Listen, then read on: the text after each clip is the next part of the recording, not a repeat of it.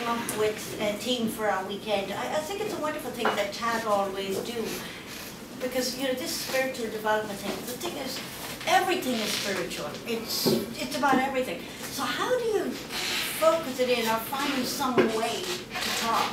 So somehow we came up with a theme of essential transformation.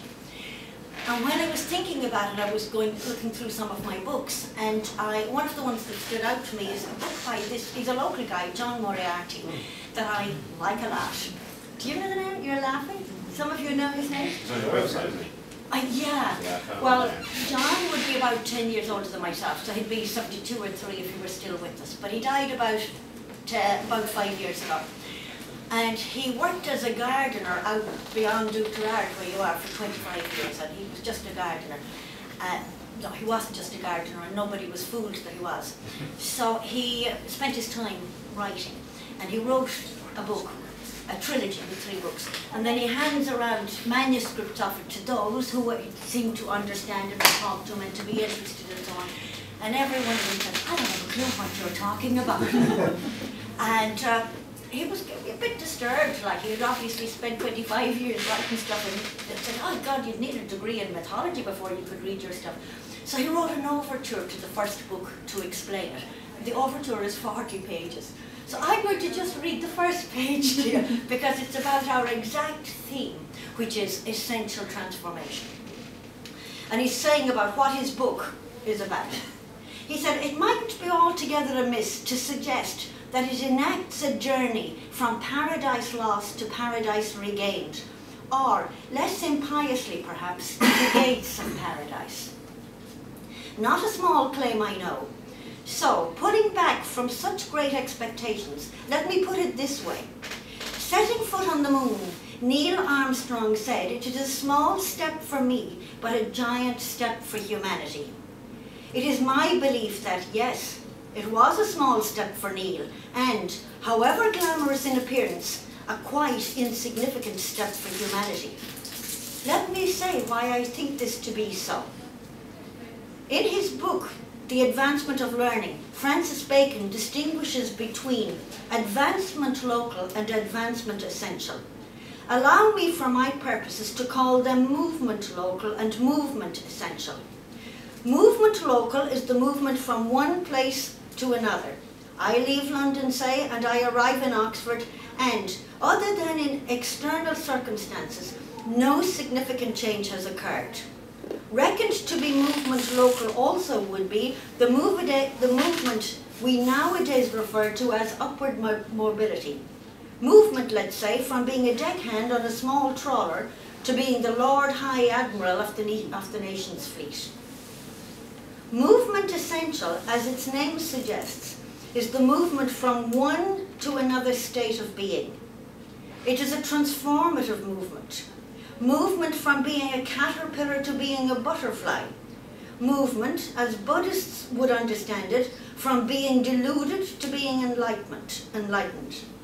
Movement, as Christians understand it, from being a sinner to being a saint. So this is the kind of, when we say transformation, this is what we're speaking about. Metamorphosis. It's not necessarily so obvious on the outside, but as Art said earlier about something, but from behind, something major has happened.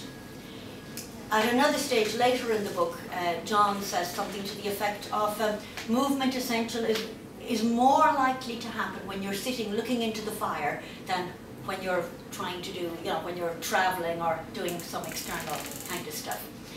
And for John, who would have sat looking into a fire every night, because basically he's saying in a meditative state, when everything is very relaxed and you're very comfortable, that's when a major transformation is likely to happen.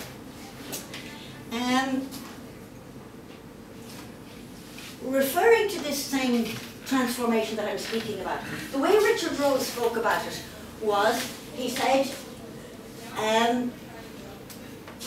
until you know where you came from and where you're going to, that is the essential transformation. That was the language that he used about it. So where you come from is what you were before birth, and where you're going to is what you're going to be after death. So I put this there as, you know, where we come from and where we end up going back to. The Advaita people speak about this or refer to it. They say where you start out or where you end up after the transformation is exactly where you started out. They're saying the same thing. Where you ended up, and this has been my own experience, that I ended up back exactly where I started out. So this is why they say that everything in between is an illusion. But from this dimension, and Art used the word dimension earlier, while we're in this dimension, in a body, and our consciousness is coming through a body and so on, this is where we are right now, and this is where we need to make some effort to move ourselves along the path. So the body gets born, you just say, right around, and you go back there until you die, whatever period of time. I just put a kind of an idealized thing here. Now there's the body, and there's, I'm going to just use the word the spirit. The spirit also, your spirit from when it starts, it moves and changes. It doesn't necessarily move, you know, it doesn't necessarily move at the same pace as the body. In other words, you could end up being 60 and you're just as you're just as unaware of who you are as when you were 20. So this sort of spiritual growth can get arrested at any point, or it can go in a wrong direction, or it can get arrested. So what I'm talking about here is the kind of development or the kind of transformation or movement that we're talking about. It goes in this direction. It's always going in one direction. It can get stuck at any point. So what were a couple of things I put up about it? This is to remind myself, because I wouldn't even remember. We say the first 20 years of anybody's life, in general, in an idealized version, is ego formation. You're establishing yourself in the world, the need to survive, and you know, and behind it is the idea that the world has to fit me. You know, the world has to suit me, it has to do what I want it to do. And that's what somebody is striving to do, to make the world meet all of their needs. Usually by the time people get, and these can, of course, there's huge overlap. This isn't just a straight thing. I think of it as being something that goes like this, that you go, you know, that you're going back and forth. But sometimes you hear people saying that they were someplace in the same place as I was 5 years ago. They're probably not. But the thing is to, you know, keep yourself moving along in this way to some direction. A lot of people then, by the time they're about 20, and they'll start thinking, well, they see that everybody else, all their friends and companions, they're also trying to make the world, you know, fit their needs and do everything for them. So this kind of competition, and they think, well, no, this isn't going to work. Maybe I could figure some other way to do it. So they start finding a way which is along the lines of maybe what I call idealism, helping the world, supporting the world in some way, fixing the world. So it's a little bit of a cheat, really. They're pretending to take the emphasis off themselves, and now I'm going to help the world. I'm going to, you know, save the forests, or I'm going to help the people of Africa, or, you know, I'm going to teach poor people. Any kind of an idealism that's going along there. What I find is that most of the people who tell me that they're on a psychological path, that they're going in this direction. It's from this area here. It's something to do with improving or fixing, something like that. Sorry, Darby, is there somebody lost a phone? Mairead? Yeah. Mairead? Yeah, maybe you can just leave it. Do you want to leave it with me? I'll get it to her later. Thanks. But from the perspective of us being here, from the perspective of Tat, another shift. This is a major shift in somebody's thinking and attitude to the world, from wanting the world to suit you to now helping or improve the world. But another shift has to happen, which is a shift to questioning what the whole thing is about and looking within. Looking at yourself and wondering what is going on. These things don't happen usually in such a dramatic way as that. What happens is somebody is coming along here, and I find that a lot of the people that I know, they're coming back and forth here and not really moving along up to here, to the business of beginning to look within. I find that very few people, you know, realise that the later stage of spiritual development is about actually looking at themselves and looking at their own ego. Somebody wrote me an email recently and she said, I never got it until now that why everybody spoke about the ego. And the whole thing about the ego, which has been so developed here, which has been kind of covered up and going along here under the name of what a lot of people call spirituality, that in this phase here, you're questioning it to the point, and by ego I'm talking about the thought streams that are beliefs and expectations and assumptions, the things that we haven't looked at from once we put them in place back there. And in that looking at them, looking within and looking at them, they begin to fall away. We often find that we are behaving in some way based on an idea we had when we were a child, and we had never examined it or looked at it again. So so the spiritual development, as I'm talking about it, is not about any kind of an add-on. It's actually about a dissolving or a breaking down of this ego. The funny thing about it is that the ego, which is really the survival system, a survival mechanism that you need for the world. You couldn't be without it, so it never goes completely away.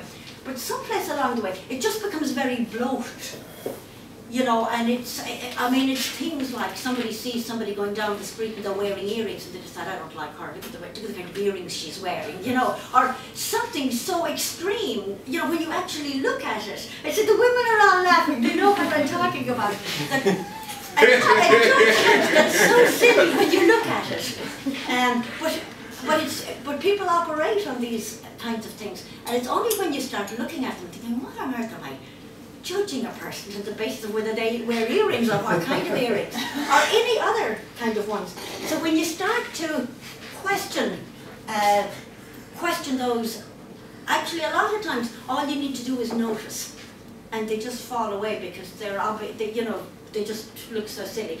And this here, once you start looking within, this is really the path that we're talking about, the spiritual path that Tat is talking about. And any of the stuff, the books, it's along this area here that they're talking.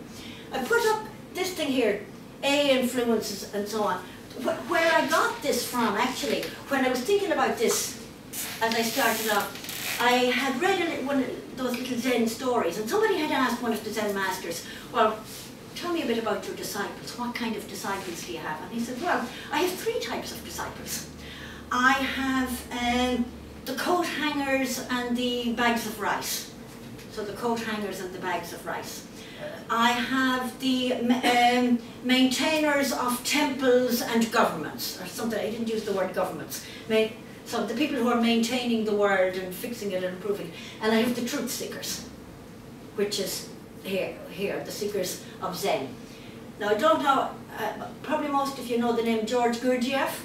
George Gurdjieff started teaching in Moscow just about 100 years ago, spring of 1912. And what he did was, he brought what up to that time was considered the esoteric teachings of monasteries. And he had gone to, you know, Sufi and Catholic and Buddhist. He had travelled all around that area, and he had they were doing the thing that we're doing, trying to become self-realized. Clearly, obviously, you knew about that. Humanity would always have known. And he gathered the information that he got in these monasteries. And what he did, he came out into the secular world and started talking about it and teaching about it. So these, what would have been up to then, esoteric teachings, were brought into the secular world. And he said that in the world, there are 3 types of influences. There's what he called A influences, which are to do with survival and mainstream and business and making a lot of money, whatever. The real ego-feeding kinds of things. B-style influences, he said, you'll normally find in religions and maybe in classical literature or that kind of thing. And C-type influences they're really the contemplative orders. Up to that time, people have come to realize that those people have come to a recognition there's something more to it. There's something more to this than just being a body and this consciousness. So they're going for self-realization. So when I read the little Zen story about the 3 types of disciples, and then Gurdjieff's thing, I thought they fit exactly. So this is where we are, and trying to get people around this corner to turn their idea of spirituality from one of improving the world or improving themselves or anything like that, to actually questioning, who am I? What's going on? What's it all about anyway? And it's not such an easy turn to make.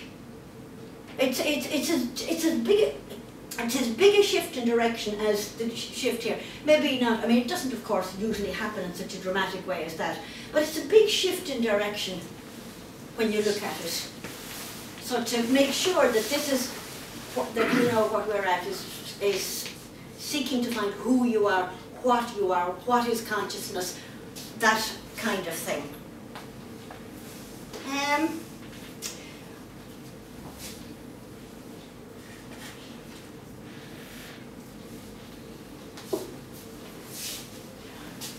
So it's always going in one particular direction, no matter where you are. Oftentimes, and I used to do this myself too, I think, oh, where am I on the path? Am I here or am I here?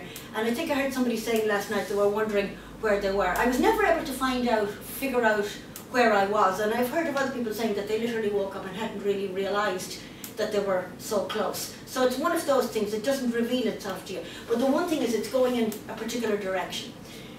So I looked at the kinds of things that I had been doing, and I called them the tools for transformation. And it doesn't matter whether you're here or here, it doesn't matter where you are, they will take you in this direction. So good for you if you're here, they'll bring you further up there, but if you're down here or haven't come around the corner yet, they should bring you in this direction. So we can give you those, and yeah.